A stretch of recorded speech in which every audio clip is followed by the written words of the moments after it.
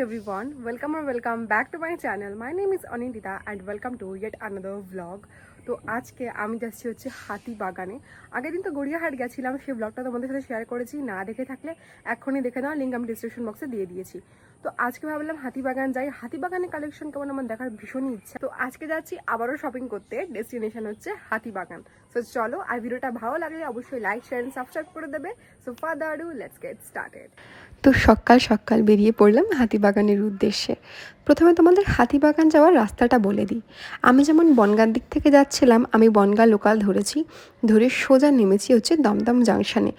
সেখান থেকে মেট্রো করে মাত্র একটা স্টেশন পরে নেমেছি শ্যামবাজার। তো আমরা শিয়ালদা হয়েও যেতে পারো, বাট আমি ওই রুটটা ধরে যেহেতু যাইনি, সেই জন্য আমার কোনো আইডিয়া নেই। আমি দমদম হয়ে গেছিলাম। তো শ্যামবাজার নেমে তোমাদের 1 নম্বর গেট দিয়ে বেরোতে হবে। 1 নম্বর গেট দিয়ে বেরিয়ে ডান দিকে টার্নিং নিয়ে সোজা ফুটপাতের গলি দিয়ে হেঁটে যেতে হবে।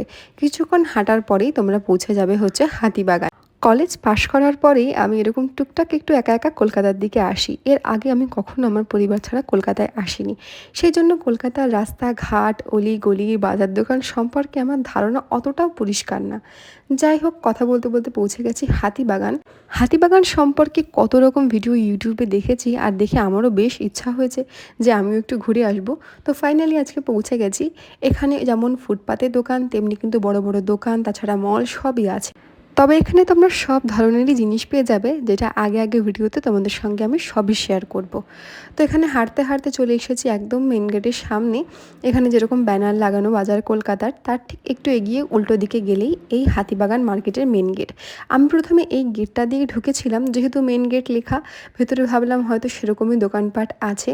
অবশ্যই এখানে দোকানপাট ছিল। এখানে অনেক জামা কাপড়, ইনার গার্মেন্ট, তারপরে শাড়ি, বাচ্চাদের জামা কাপড়, সব রকমের দোকান ছিল। এই দোকানগুলো ছিল একদম মানিয়াবার বা মোহের সামনে দিয়ে। সোজা হেঁটে গেলে তোমরা শাড়ি, জামা কাপড়, জিন্সের প্যান্ট সবই দেখতে পারবে। এখানে ঢুকে সত্যি কথা বলতে জামা কাপড়ের কালেকশন যে আমার খুব বেশি ভালো লেগেছে তা নয়। যেহেতু আমি কিছুদিন আগে গড়িয়াহাট ঘুরে এসেছি, আর গড়িয়াহাটে অনেক কালেকশন ছিল, ওই জন্য তুলনামূলক আমার কাছে কালেকশনটা একটু কম লাগছিল। বাট একদম যে খারাপ তা কিন্তু নয়। এই গলি দিয়ে হাঁটতে হাঁটতে চোখে পড়লো এই সুন্দর একটা দোকান, যেখানে কত কিউট কিউট সফটওয়্যার বিক্রি হচ্ছিল। এই দোকানটা একদম মানিয়াবাড়ির পাশেই ছিল, তোমরা ওখানে গেলেই দেখতে পারবে। মার্কেটটা যেহেতু একদম সাজানো গোছানো কম্প্যাক্ট একটা মার্কেট, তো তোমরা যদি ভিডিও দেখে কোনো শপের লোকেশন ইনকেস বুঝতে নাও পারো, তোমরা সেখানে পৌঁছালে ঠিকই বুঝে যাবে। তো সেখানকার কালেকশন তেমন একটা ভালো না লাগায় আমি রোড ক্রস করে চলে এলাম এই দিকে। এই দিকের এই গলির ভেতরে ঢুকে তো আমি অবাক, এ যেন একটা অন্যরকম জগৎ। সরু গলি, তার পরপর একটার সাথে একটা লাগোয়া দোকান, যেন একটা আরেকটার ঘাড়ে ঠেলে উঠেছে। অথচ জিনিসের কোনো অভাব নেই, না খদ্দেরের অভাব আছে। কোনো কোনো দোকানের সামনে তো নিঃশ্বাস নেওয়া জায়গাটুকুও পাচ্ছিলাম না, অথচ তবুও মানুষ পুজোর জন্য চুটিয়ে শপিং করছে। ও হ্যাঁ, আরও একটা কথা, হাতিবাগান আসতে গেলে একটু বেলা করে আসাই ভালো। যেমন বলবো দুপুর 3টের পরে, কারণ মার্কেটটা কিন্তু অনেক দেরি করে খোলে। আমরা যখন এসেছিলাম তখনই মোটামুটি 2টো তো বেজেই গেছিলো, তখনও দেখছিলাম যে অনেক দোকান তখনও খোলেনি, বন্ধ। আর কিছু কিছু দোকানদার তখনও দোকানে ধূপকাঠি দেখাচ্ছে। যাই হোক, সেসব পরের কথা। এই গলিতে ঢুকে পরপর দেখলাম অনেক ফ্ল্যাট স্যান্ডেল, যেগুলো সব 200 থেকে স্টার্টিং বলছিল। আর তারপর একটু এগিয়ে এসে দেখলাম অনেক সিটি গোল্ডের জুয়েলারি। আমি একটা সিটি গোল্ডের সেট নেব, আমার ভিডিও করতে লাগবে। এখনও তো দশমী মেকআপ লুকটা শেয়ার করা বাকি, তো সেই জন্য ভাবলাম একটা এখান থেকে জুয়েলারি সেট নিয়ে নিই। এছাড়াও দেখলাম এখানে ঠাকুরের প্রচুর জিনিসপত্র, ঠাকুরের পোশাক আশাক, গহনা সব কিছু খুব সুন্দর করে সাজানো ছিল। এখান থেকে আমি আর তেমন কিছু নিইনি। একটু এগিয়ে ঢুকলাম হচ্ছে একটা ব্লাউজের গলিতে। সেখানে নানা রকমের ব্লাউজ ছিল। একটা কথা বলবো যে এখানে প্রাইস কিন্তু গড়িয়াহাটের প্রাইসের থেকে একটু কম, যদি তোমরা ভালো দরদাম করতে পারো। এখানকার ব্লাউজগুলো প্রায় 250 টাকার থেকে শুরু বলছিল, আর একটু ভালো হলে 700 750 করে। ব্লাউজের গলির থেকে বেরিয়ে আবার শুরু করলাম সোজা পথ ধরে হাঁটা, সুন্দর সুন্দর গহনা দেখতে দেখতে। এখানে সিটি গোল্ড, সিলভার, হ্যান্ডমেড সব রকমের সুন্দর সুন্দর জুয়েলারি ছিল, যেগুলো স্টার্টিং প্রাইস বলছিল 150 থেকে শুরু করে 500 550 পর্যন্ত। এখানে কিন্তু কিছু কিছু জায়গায় বার্গেনিং একদম করা যায় না, তো সেখানে ফিক্সড প্রাইস ছিল। আর কিছু কিছু জায়গায় ভালো বার্গেনিং করতে পারলে ভালো জিনিস তোমরা অবশ্যই পেয়ে যাবে। যারা জুয়েলারি পরতে খুব পছন্দ করো আমার মতন, তাদেরকে বলবো একবার হাতিবাগান মার্কেটটা ঘুরে আসতে। আর হাতিবাগানে গেলে সব থেকে যেটা দরকার সেটা হচ্ছে ভালো চোখ।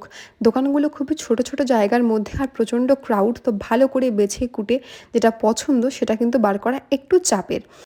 এখানে কিন্তু নর্মাল সিটি গোল্ডের সঙ্গে সঙ্গে শ্রীহরির কালেকশানও ছিল। তো যারা ভাবছো ব্রাইডালের জন্য নেবে তারাও গিয়ে কিন্তু একবার দেখে আসতে পারো, আশা করি মন্দ লাগবে না। তো আমি গেছিলাম এই দোকানটায়, এই দোকানের বেশ কালেকশানগুলো ভালো লাগছিল। এখানে সীতাহার আর বেশ সুন্দর সুন্দর চোকার ছিল। তো অনেক বেছে কুটে নিজের জন্য পছন্দ করে একটা তো নিয়েছি, সেটা তোমাদের সাথে পরে শেয়ার করব। এই দোকানে পাওয়া যাচ্ছিল ঠাকুরের গহনা, বেশ সুন্দর সুন্দর লাগছিল দেখতে। আমার বাড়িতে সেরকমভাবে প্রতিষ্ঠা করা ঠাকুর নেই, যার জন্য আমি আর নিলাম না। এই দোকানে বেশ সুন্দর সুন্দর রিংস ছিল, যেগুলোর প্রাইস 50 থেকে 100-এর মধ্যে বলছিল। তারপরে একটু এগিয়ে এসে চোখে পড়লো এই কানের দুলের দোকানটা, যেখানে ভীষণই সুন্দর সুন্দর কানের দুল ছিল, ডুয়াল টোন স্টোন আর এই জার্মান সিলভারের, যেগুলো সবকটার প্রাইস 200 থেকে বলছিল। তোমরা বার্গেনিং করলে হয়তো একটু কমিয়ে নিতে পারবে। এই কানের দুলটা আমার বেশ পছন্দ হয়েছিল, এটার দাম বলছিল 200 টাকা। আর এই সিলভারের বড় ঝুমকিটাকে দেখো কি সুন্দর না দেখতে। যারা এরকম জার্মান সিলভারের জুয়েলারি পরতে পছন্দ করো তাদের খুবই ভালো লাগবে আশা করি। আমি আবারও বলছি, মার্কেটটা কিন্তু সরু গলির মধ্যে পরপর দোকান। তোমরা যদি যাও খুব একটা কষ্ট করতে হবে না, পরপর হাঁটতে হাঁটতে প্রত্যেকটা দোকান তোমরা চোখের সামনে পেয়ে যাবে। এখানে কিছু কিছু দোকানে খুব সুন্দর কালেকশন ছিল, আর কিছু কিছু দোকানে সেই একটু পুরনো কালেকশন লাগছিল দেখতে।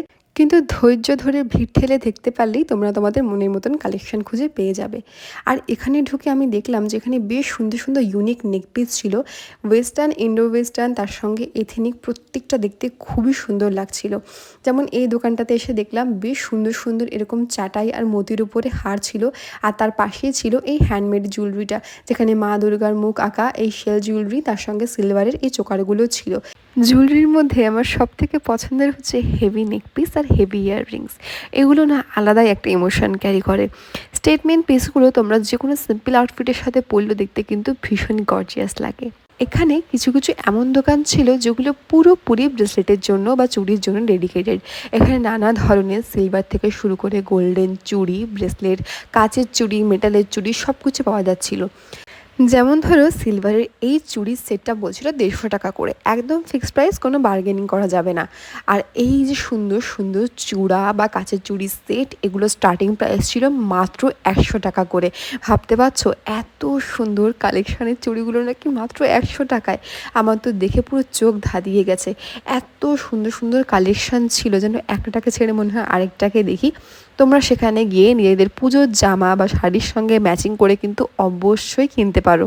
ছোটোবেলায় যখন মেলায় যেতাম, একটা কাঁচের চুড়ি স্পেসিফিক দোকান থাকতো সেই মেলায়। সেই মেলার থেকে নিজের জন্য পছন্দ করে বেছে চুড়ি কিনে নিয়ে আসতাম। সেই ইমোশনটা না এই চুড়ির দোকানগুলো দেখে যেন আবারও একবার জেগে উঠেছে। আমিও নিজের জন্য পছন্দ করে অবশ্যই কিছু কিনেছি, এটা খুব শীঘ্রই তোমাদের সঙ্গে শেয়ার করব। আর এত ঘুরে ঘুরে শপিং করে খিদে তো একটু পায়, তো সামনেই ছিল ভজহরি মান্না। তো ভাবলাম যাই এখান থেকেই লাঞ্চ করে নিই। তো ওখান থেকে নিয়েছিলাম একটা মাটন থালি, সেখানে ছিল আলু ভাজা, ডাল, আলু পোস্ত, মাটন আর চাটনি। তো লাঞ্চ কমপ্লিট করে আবারও বেরিয়ে পড়লাম শপিং করার জন্য, কারণ শপিং করতে না আমার ভীষণই ভালো লাগে। আর স্ট্রিট শপিং একটা আলাদাই ইমোশন। সামনে দাঁড়িয়ে জিনিস দেখে দর দাম করে নিজের মন পছন্দের জিনিসটাকে বাড়ি পর্যন্ত নিয়ে আসা, এটা একটা আলাদাই এক্সপিরিয়েন্স। হাতিবাগানের এই গলিগুলোর সামনে দিয়ে হাঁটতে হাঁটতে অনেক কিছু চোখে পড়লো, যেমন এই ব্যাগের দোকানগুলো, যেখানে খুব সুন্দর সুন্দর ব্যাগ পাওয়া যাচ্ছিলো, স্টার্টিং প্রাইস প্রায় 250 থেকে। কিন্তু সত্যি কথা বলতে আমি বেসিক কিছু জিনিস, যেমন ধরো ব্যাগ, জুতো, ঘড়ি, এগুলো প্রেফার করি একটু ভালো ব্র্যান্ডেড কেনার, কারণ এগুলো লং টার্মে আমি ইউজ করি, সেজন্য এখান থেকে কেনাটা একটু আমি অ্যাভয়েড করি। এই পুরো মার্কেটে তোমরা পাবে না এমন জিনিস কিন্তু খুব কমই আছে। এখানে জামা কাপড়, ঘরের জানালা দরজার পর্দা, ক্রকারিজ, হোম ডেকোরেশনের আইটেম, ভগবানের এই সুন্দর মূর্তি, মেকআপ, কসমেটিক্স, যাবতীয় স্টেশনারি আইটেম, এছাড়াও পেয়ে যাবে এমন সুন্দর সুন্দর কিছু ওয়াচের কালেকশন। সত্যি কথা বলতে হাতিবাগান মার্কেটটা আমার বেশ ভালোই লেগেছে। ছোট্ট সাজানো গোছানো একটা মার্কেট, যেখানে ঢুকলেই তোমরা সব রকমের জিনিস পেয়ে যাবে সব রকম দামে। পুজোর আগে যদি হাতে একটু সময় থাকে তাহলে গিয়ে একবার ঘুরে আসতেই পারো, আশা করি তোমাদের ভালো লাগবে, বিশেষ করে জুয়েলারিজের জন্য। তো আমার তো কেনাকাটি করে ভালোই লাগলো, তো চলো এবার বাড়ি ফেরার পালা, বাড়ি ফেরার পথ ধরি। সো আজকের ভিডিওটা এই পর্যন্ত। এর আমি হাতিবাগান থেকে কী কী কিনলাম এটা আমি নেক্সট শর্টে খুব তাড়াতাড়ি পোস্ট করে দেবো, so stay tune for that. আর ভিডিওটা ভালো লাগে লাইক, শেয়ার এন্ড সাবস্ক্রাইব করে দিও। দ্যাটস ইট ফর টুডে, দেখা হবে পরের ভিডিওতে। Till then keep watching, bye by.